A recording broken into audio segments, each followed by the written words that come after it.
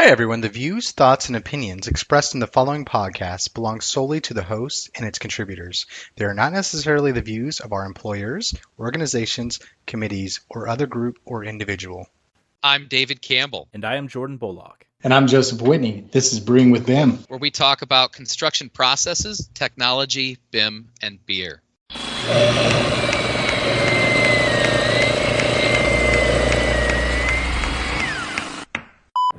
It's the bleep button, yes. It is the bleep I will button. try to make Jordan, sure what that did you you don't just need say? the bleep button one in this chair. Now that we know that's there, that's going to be the most frequently used button on the dashboard. Yes. So exciting. Riveting. Okay, as soon as you guys are ready. You already recording? Yeah. All right. Did you record all of those? Yeah. Yeah. That's all right. Now you know. Yeah, right. Jordan, step away from the button. Step away from the bleeping button. Yeah, right. All right, we ready? Yeah. Well, hey, everybody. Welcome back to another episode of Brewing with BIM. I'm Joe Whitney. With me, as always, is Dave Campbell. What's up, Dave? Hey, Joe.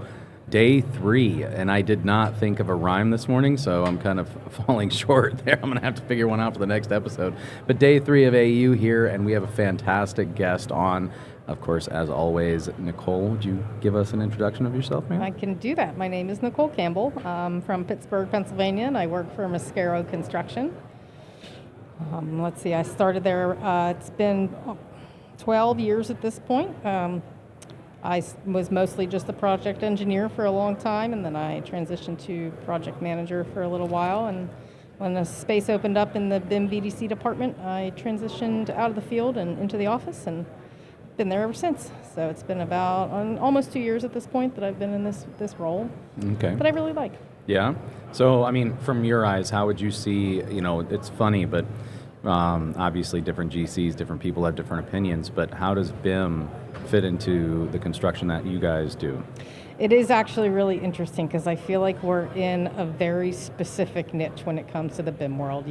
On one side of the BIM world, the architects are using it all day, every day to help them with their design and create their drawings, and they spend a lot of time in Revit, as opposed to on the other side of things, like our HVAC contractors, they're spending all their time populating their models for MEP coordination and for fabrication. So us in the middle as a GC, though, we do self-perform concrete and self-perform steel erection. So we have a couple things that we will build models specifically for our self-perform work, especially the complicated concrete tend to be where we spend our most time authoring, creating objects and elements.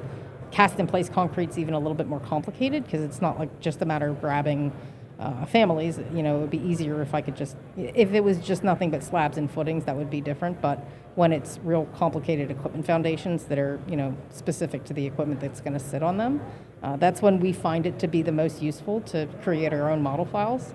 So it's a lot of, we have a lot of projects where we get model files from the owner, the architect, and we just kind of really have to figure out what parts of them are useful, how useful are they, how accurate are they.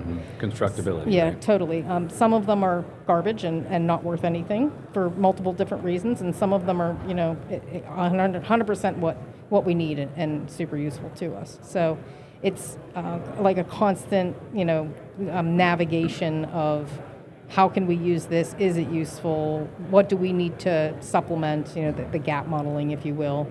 Things like that. So I like that, gap modeling. Gap modeling. I heard that term this week, and I was like, that totally makes sense. Does make sense. Filling in the gaps. Yeah, we did a job where we were doing the equipment foundations for a steel mill, and the model they gave us had everything from the bolts up. So all the steel, all the equipment, very detailed equipment, but no concrete, which is what I needed. The other problem is a lot of the architects and engineers out there don't know how to model concrete. Yeah. So they'll give it to you, and maybe it looks good in 2D, for drawings, but it's not really useful for us in the field when we're actually trying to, plan our formwork and things like that. So. Yeah. When you're modeling concrete, is it Is like the rebar important? What's important for you guys? We personally don't care as much about the rebar, mostly because if it's going to clash with, let's say, an anchor bolt or something, you just kind of scooch it to the side. Yeah, you're going to move the anchor bolt because it makes more sense, Yes. Well, no. No. I was like, I was trying to catch you. You were like, yes, and I was like, We're definitely not going to do that. But we also very rarely self-perform rebar installations. So usually, if anything, sometimes our fabricators and detailers will give us rebar models. And there's certain situations when it makes sense to do that, but the effort involved to add the rebar to the model, usually we don't get the value out of it. So it's kind of a diminishing return kind of situation. It's a lot of detailing, and you got to draw on your hooks, and it's an insane amount of work to draw that rebar in there. I mean, it does it, and they have some automation tools, but at the same time, like the detailing, the actual getting in, and telling like how this should be tied, how it should be placed. There's no benefit in that. The guys that are installing it know how to install it. Yes. Yeah. Well, I mean, so I guess my question for you would be, what level are you guys modeling are you doing formwork? Are you just doing slabs? Or like, are you getting counts, schedules, knowing like, do you guys do custom formwork, or is it preset? Most of it is, I don't want to say custom, we'll use MIVA or EFCO or something like that, but you still have to decide what panels and where to put them and how to connect them. We have one superintendent that's actually very BIM savvy, that he will create his own formwork models specifically just for his job, just so that he can help his foreman visualize, what he sees.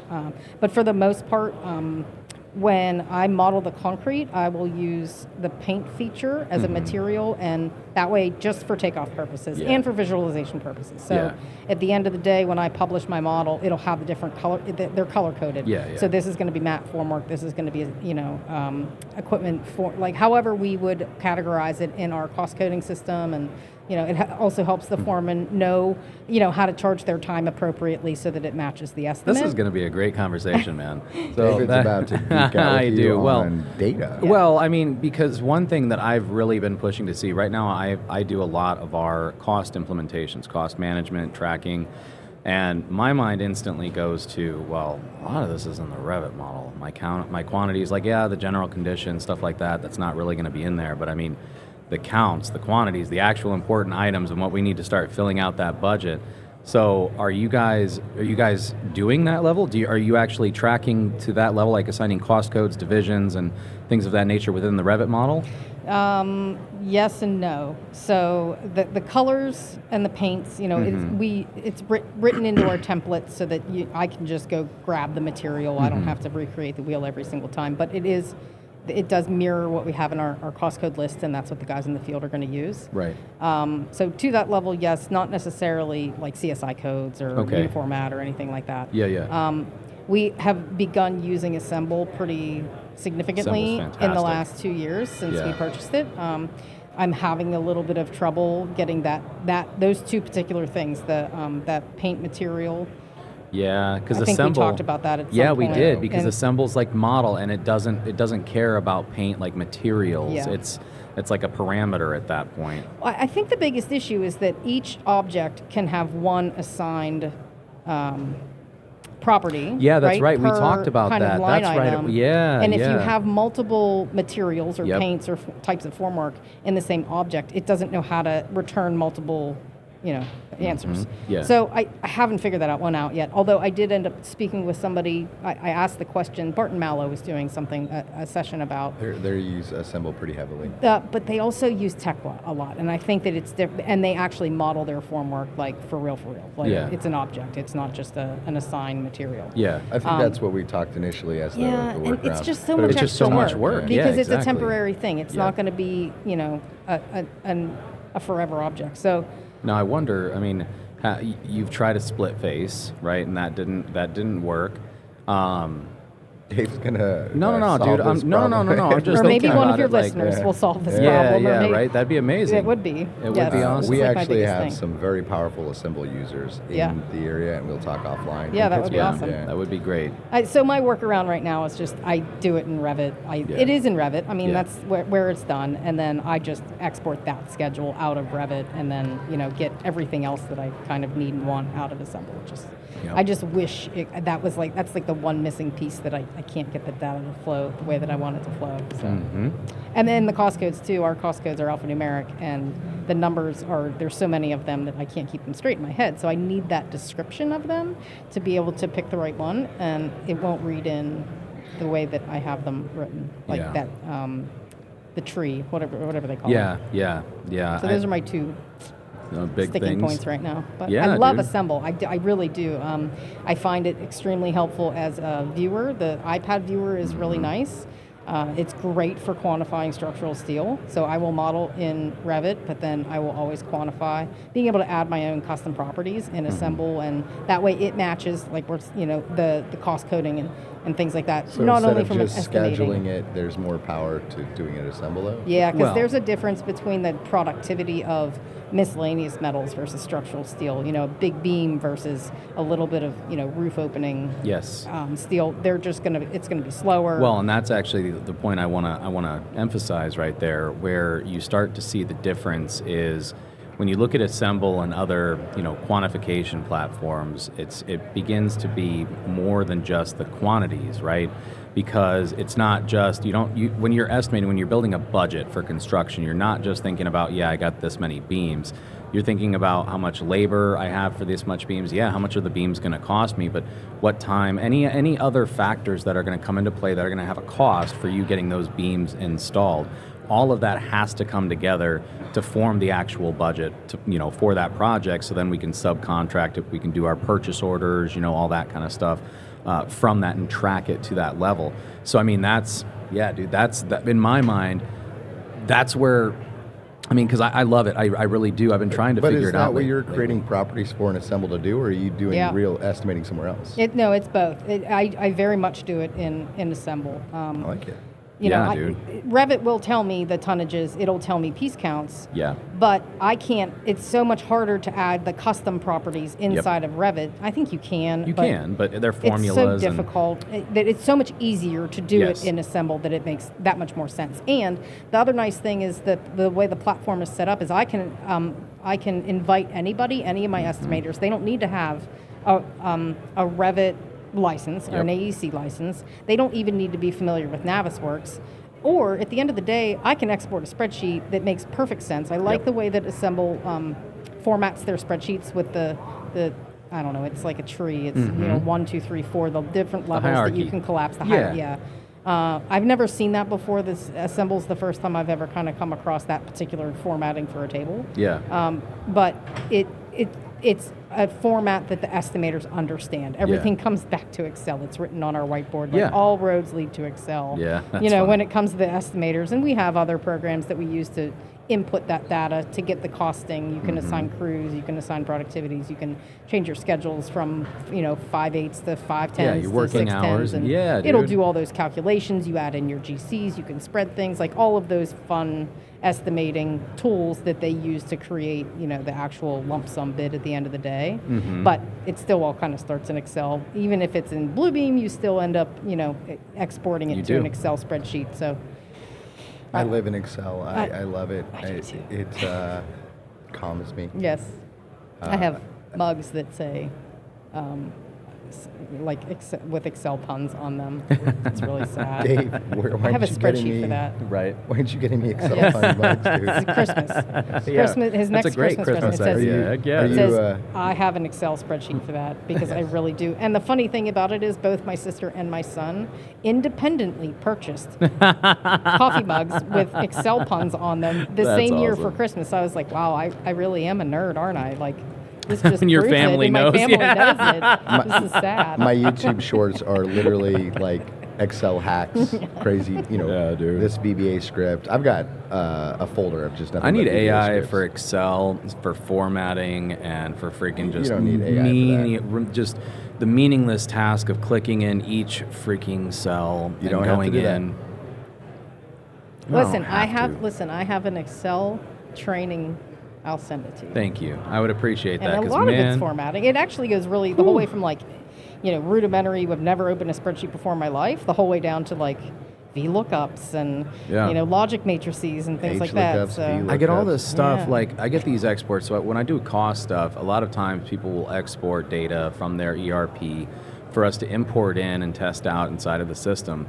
Well, man, I got to format it first because depending on what the format is they're coming out, it's like a general or it's a custom format, and I got to upload it into freaking cost, and I'm missing zeros, or it's just all over the place. We can fix all that, and if you have, I'll show you how to use Power Query. Dude, I spend hours doing that sometimes. Just set up Power it's Query insane. and just every time you re-upload into Power Query, it'll, as long as you have it set up, it'll just. I've never do it even for you. heard of Power Query. It's a feature inside of Excel. Yeah.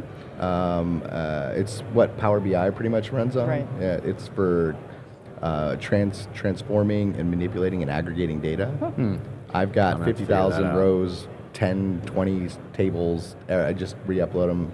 The same file with the same name, the Yeah, same folder. Right. Does everything for me. Good to go. Interesting. Fixes my dashboard. That is interesting because, man, I can't tell you. Like, even then, I try using ChatGPT sometimes because I find myself trying to. When you're in, like, even with a cost system, it doesn't just start with I can't just import budgets. I have to think about the budget segments, like the code segments that are broken down, whether it's a division code, it's phasing, it's cost type.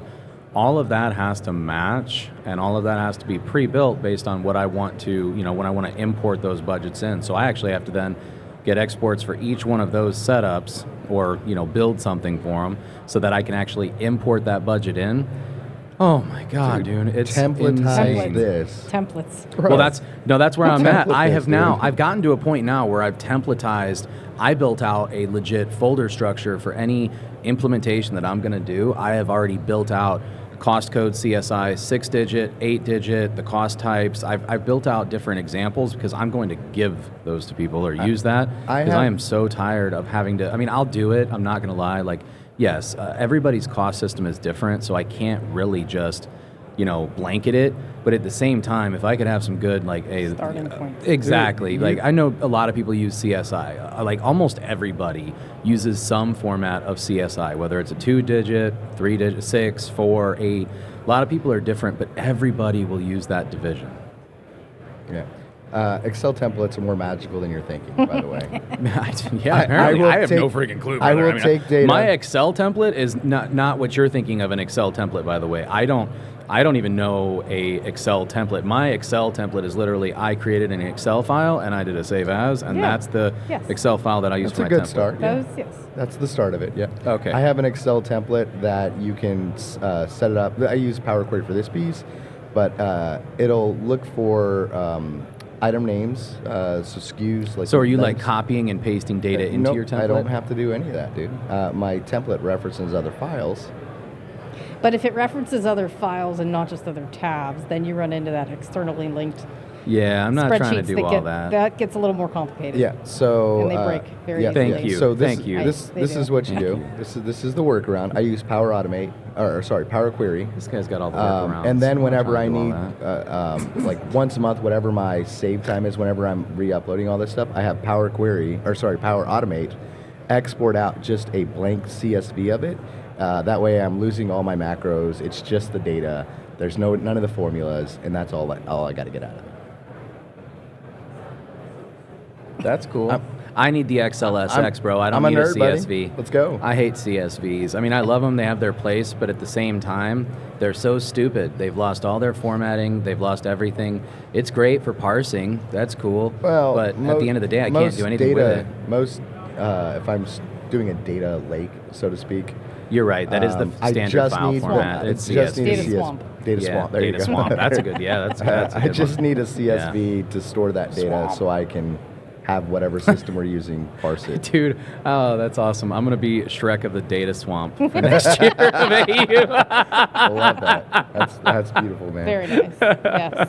Love me some Excel. You Not gonna are lie. gosh. you are a jack of all trades. So we talked, I think, initially about like civil 3D machine control. Yes, that's top where- that is how you and I first initially, I think, started. And then talking. we quickly morphed into, I've got this problem in Assemble, and I'm in Revit, and I do this and this, and I'm like, what?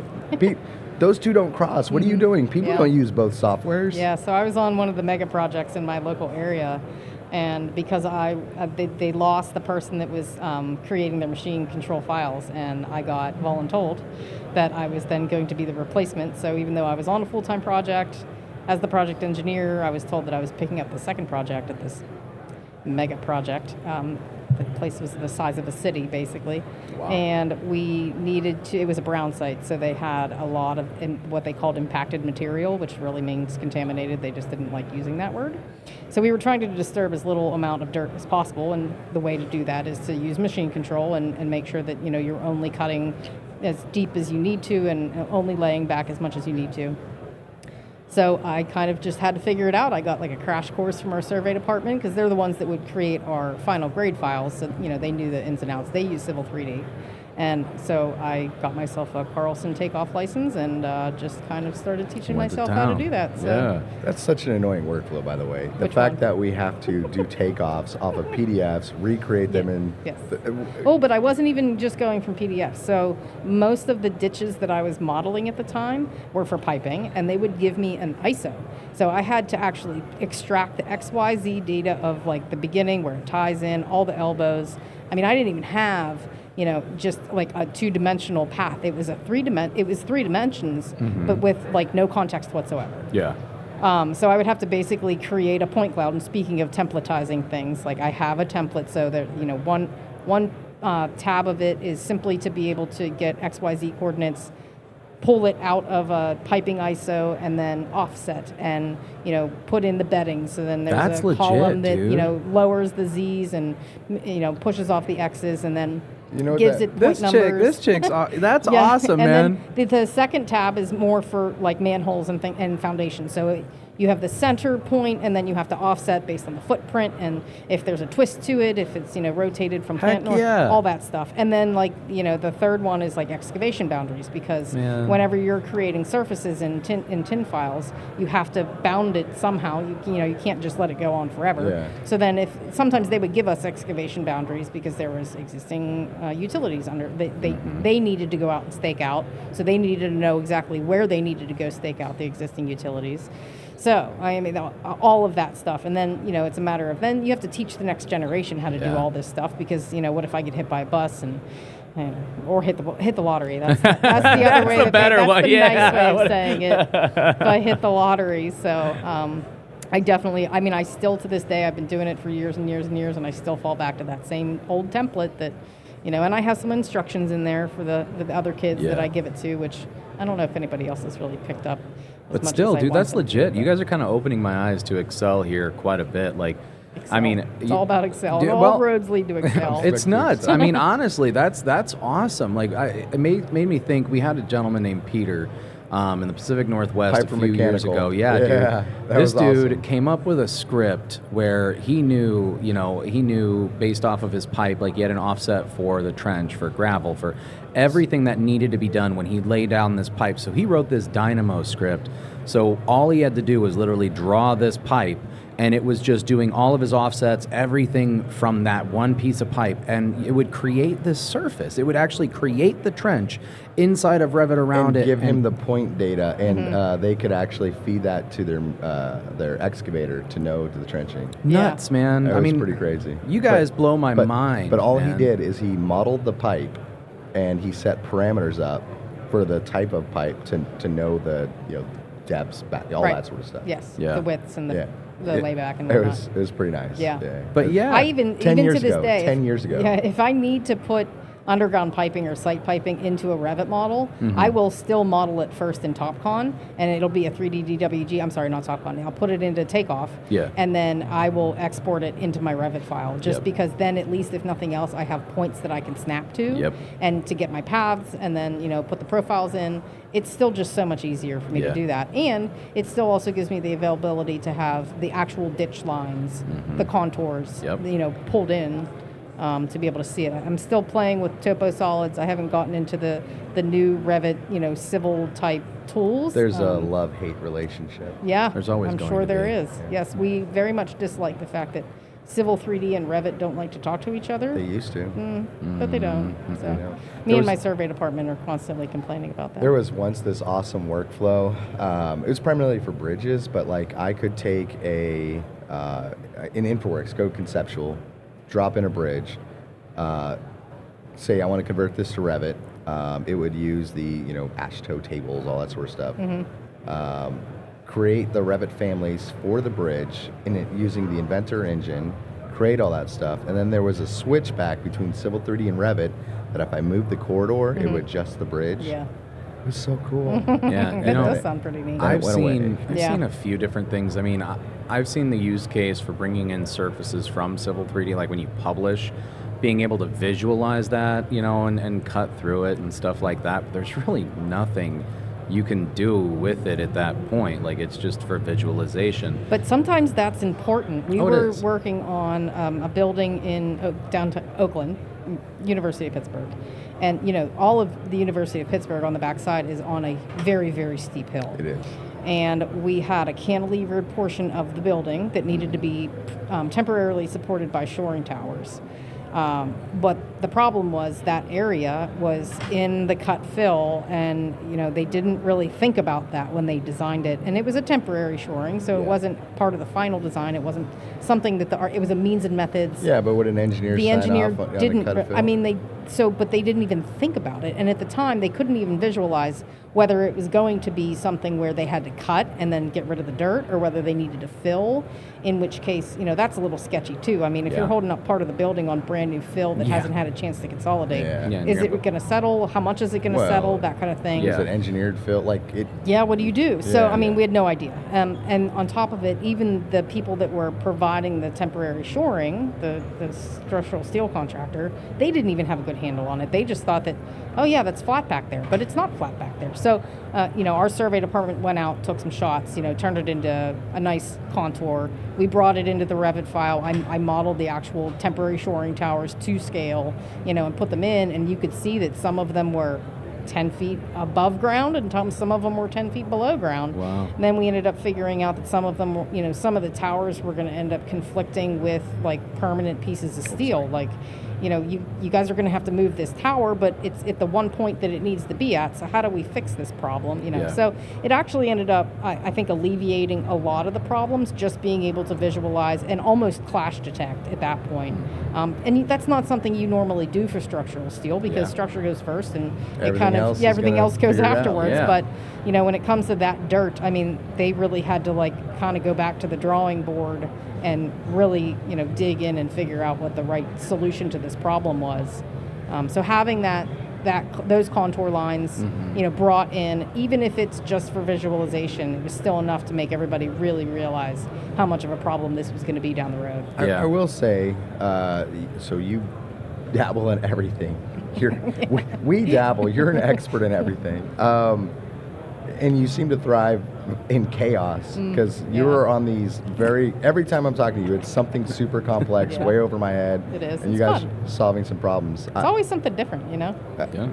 I know we've got to cut this. No 2 days in a row are the same in any way, shape, or form. So, yes. I know we've got to cut do, this short today, but we've got to come back on and talk more about a lot of this. All Yeah. these more. Dude, I'd love to hear complicated more about your Excel templates, dude. That's awesome. parts. I really. Dave might can start do using cool shit, Excel. yes. I mean, honestly, right? I mean, shit. I'm looking at. Wait a minute. files What are in am the I? What am computer. I doing here? I'm like, I'm a 5-year-old in the world of your guys' Excel. All right, you solve my assemble problems, and There I'll you solve go. your Excel I problems. love it. How's This that is a sound? good trade-off. I love Yes, it. it is a good I trade-off. love it. Good. Well, thanks, guys. This has been fun. Yeah, Yeah. thank you, Nicole. Heck yeah.